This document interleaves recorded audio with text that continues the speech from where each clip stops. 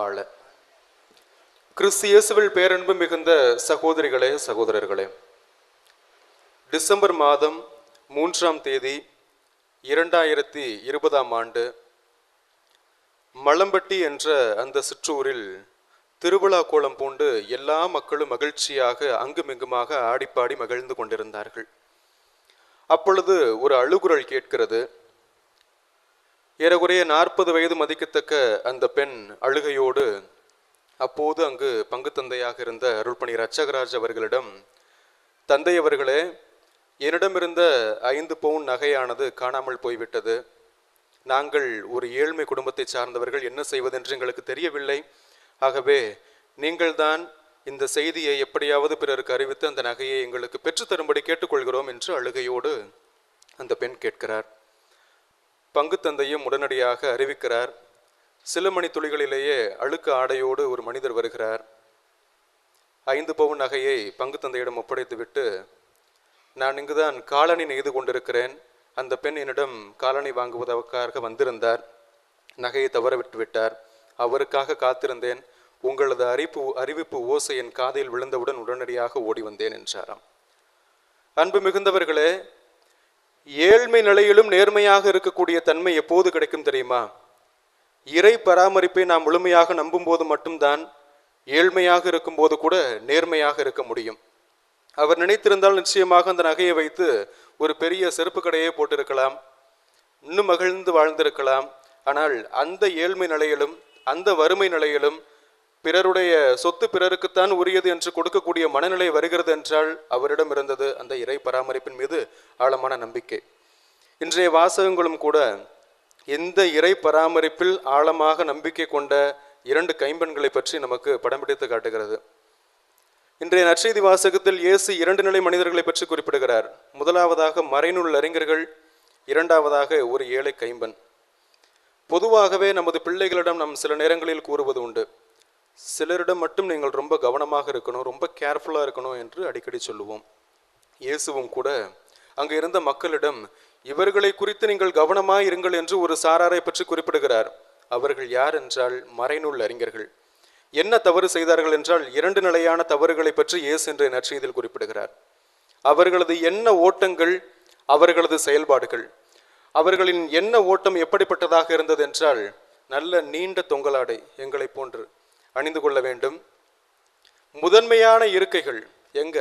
தொழுகை கூடத்திலும் எங்கெங்கெல்லாம் விருந்துக்கு போறாங்களோ எல்லா இடத்துலையும் ஃபர்ஸ்ட் ப்ரிஃபரன்ஸ் அவங்களுக்கு தான் என்று பிறர் மதிக்க வேண்டும் என்றுதான் தங்களை முன்னிலைப்படுத்திக் கொண்டே இருந்தார்கள். எப்பொழுதுமே முதன்மையான இடத்தை ஒருவர் பிறரிடமிருந்து பறித்துக் கொள்கிறார் என்றால் பிறருடைய இடத்தை அவர் பறித்துக் கொள்கிறார், பிறருக்கு உரியதை அவர் தராமல் மறுக்கிறார் என்றுதான் அர்த்தம். எதற்காக மறைநூல் அறிஞர்கள் இருந்தார்கள்? நான் முன்பே கூறியது போல மிஷ்னா எனப்படக்கூடிய 613 சட்டங்களையும் ஆழமாக வாசித்து அதன் வழியாக மக்களை கடவுளிடம் எடுத்துச் செல்ல வேண்டும் என்பதுதான் அந்த மறைநூல் அறிஞர்களின் பணியாக இருந்தது. ஆனால் அவர்கள் அந்த பணியை விட்டுவிட்டார்கள். மாறாக தங்களை முன்னிலைப்படுத்தி, தங்கள் வாழ்வை முன்னிலைப்படுத்தி பிறரை அழிக்கக்கூடிய நிலையில் அவர்கள் இருந்தார்கள். இது அவர்களது விருப்பமாக இருந்தது.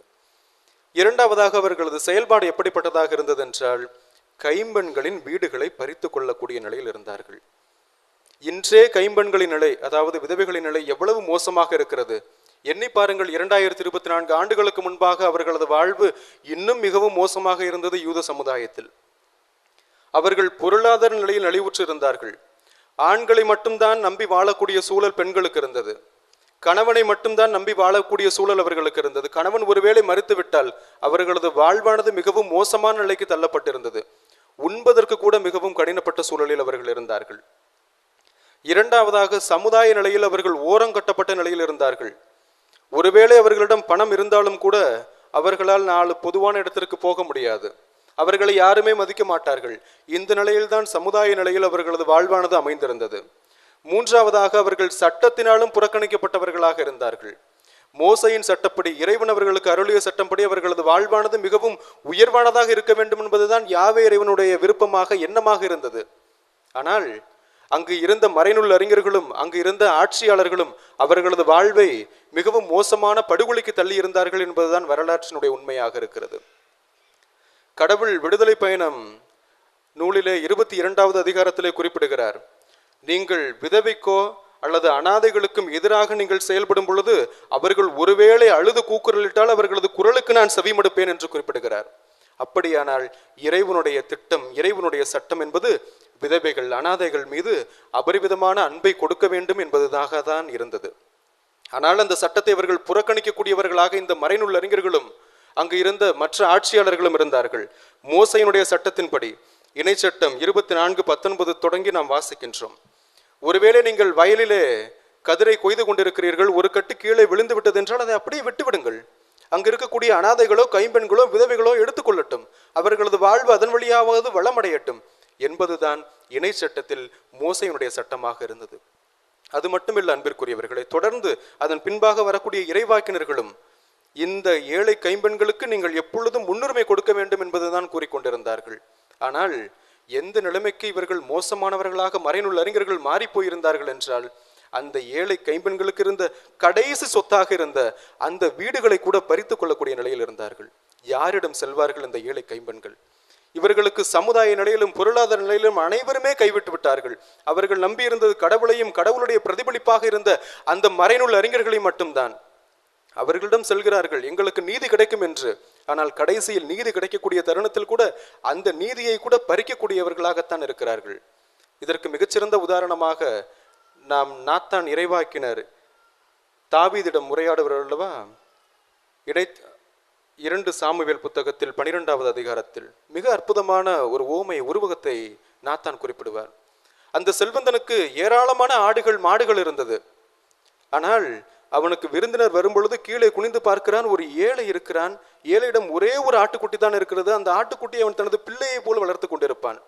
இறுதியில் அந்த ஆட்டுக்குட்டியை அறுத்து அங்கு இருக்கக்கூடிய விருந்தினர்களுக்கு உணவளிப்பான். அதே போலத்தான் இங்கிருந்த மறைநூல் அறிஞர்களும் இந்த ஏழை கைம்பெண்களிடம் இருந்த அந்த வீட்டை பறித்து கொண்டார்கள். இதனால் தான் இயேசுவினுடைய பரிவிரக்க செயல்பாடு அந்த ஏழை கைம்பெண்களின் மீது விழுகிறது. இதனால் தான் இயேசு ஆண்டவர் அந்த ஏழை கைம்பெண்ணை மிகவாக உயர்த்தி கொண்டிருக்கிறார். எருசலேம் தேவாலயத்தில் அமர்ந்திருக்கிறார். ஏராளமான மனிதர்கள் ஏராளமான பணங்களை அள்ளி கொடுத்து கொண்டிருக்கிறார்கள். ஆனால் ஒரு ஏழை கைம்பெண் வருகிறார், 2 செப்பு காசு, ஒரு கொதிராந்துக்கு இணையானது. அந்த செப்பு காசை போடுகிறார். உடனே இயேசு அங்கு இருக்கக்கூடிய அனைவரையும் அழைத்து, அனைவரும் ஓடி வாருங்கள், இங்கு இருக்கக்கூடிய அனைவரிலுமே மிக அதிகமாக இறைவனுக்கு காணிக்கை செலுத்தியது இந்த ஏழை கைம்பெண் என்கிறார். என்ன காரணத்திற்காக சொல்கிறார்? அன்பு மிகுந்தவர்களே, செல்வந்தர்கள் தமது உபரி பணத்திலிருந்து இறைவனுக்கு செய்கிறார்கள். தங்களிடம் ஒருவேளை 10,000 ரூபாய் பணம் இருந்தால் அதில் 1000 ரூபாய் கணக்கு போட்டு கொடுப்பார்கள். ஆனால் ஏழைகளோ தங்களது உணவு பணத்திலிருந்து அடுத்த வேலைக்கு என்ன செய்வதென்றே தெரியாது. அதைத்தான் நாம் முதல் வாசகத்தில் வாசிக்கின்றோம். அந்த ஏழை கைம்பெண் நாத்தான் சொன்ன ஒரே ஒரு வார்த்தைக்காக கேட்டு, அதை உடனடியாக எலியா சொன்ன அந்த ஒரே வார்த்தையை கேட்டு அடுத்த வேளை உணவிற்கு என்ன செய்வதென்று தெரியவில்லை. ஆனால் அந்த மாவையும் கூட கொடுத்து அவருக்கு உணவளிக்கிறார். ஏனென்றால் அவரிடம் இருந்தது என்னை இறைவன் காப்பார் என்ற அதீத நம்பிக்கை. அந்த நம்பிக்கையினால் உலகமெங்கும் பஞ்சம் இருந்த போதிலும் கூட அவர் வீட்டில் அடுப்பு எரிந்து கொண்டே இருந்தது, உணவு எப்போதும் பொங்கிக் கொண்டே இருந்தது. காரணம் அவர் இறைவனிடம் கொண்டிருந்த அதீத நம்பிக்கை. அன்பிற்குரியவர்களே, எண்ணி பார்ப்போம் நமது வாழ்வில் நாம் இறைவனிடம் எப்படிப்பட்ட நம்பிக்கை கொண்டவர்களாக இருக்கின்றோம் என்று. அந்த இறை நம்பிக்கை, இறை பராமரிப்பில் நமது அதீத நம்பிக்கை நிச்சயமாக நம்மை இறைவனிடம் அழைத்து செல்லும். இன்றைய நாளிலே மிக சிறப்பாக ஏராளமான விளையாட்டுகளை நடத்த இருக்கின்றோம். இந்த விளையாட்டுகளின் வழியாக கிடைக்கக்கூடிய ஏதோ ஒரு வருவாய் உலகத்தில் இருக்கக்கூடிய ஒரு ஏழைக்கு மிகப்பெரிய உதவியாக இருக்கும். ஆகவே நாம் இறைவனிடம் தொடர்ந்து மன்றாடுவோம். நிச்சயமாக இறைவனுடைய இறை பராமரிப்பில் நாம் நம்பிக்கை கொள்ளும் பொழுது அந்த ஏழை கைம்பெண்ணை இயேசு ஆண்டவர் எவ்வாறு மிகவும் உயர்த்தி புகழ்த்தி பேசினாரோ அதே போல நம்மையும் புகழ்ந்து பேசுவார். அதற்கேற்ற அருளை இறைவனிடம் மன்றாடுவோம்.